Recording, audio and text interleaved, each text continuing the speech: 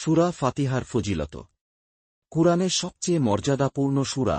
নবীজি এক সাহাবীকে বললেন, আমি তোমাকে কুরআনের সবচেয়ে মর্যাদাপূর্ণ একটি সূরা শিখাব। সেই সূরাটি হল সূরাতুল ফাতিহা। বুখারী 4484।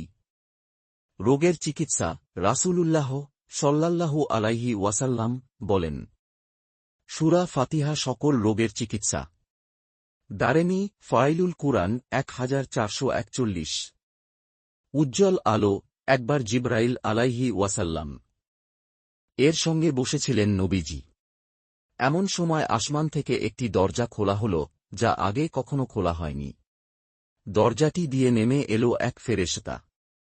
নবীজিকে সালাম দিল এবং বলল, হে মুহাম্মদ সাল্লাল্লাহু আলাইহি ওয়াসাল্লাম, দুটি আলোতে সুসংবাদ গ্রহণ করুন। এ আলো দুটি আপনাকে দান করা হয়েছে, আপনার আগে কাউকে দেওয়া হয়নি। একটি হল সূরা ফাতিহা এবং অপরটি হল সূরা বাকারা শেষ দুআয়াত। এ দুটি থেকে আপনি যা কিছু পাঠ করবেন তার প্রতিদান আপনাকে দেওয়া হবে। মুসলিম 806।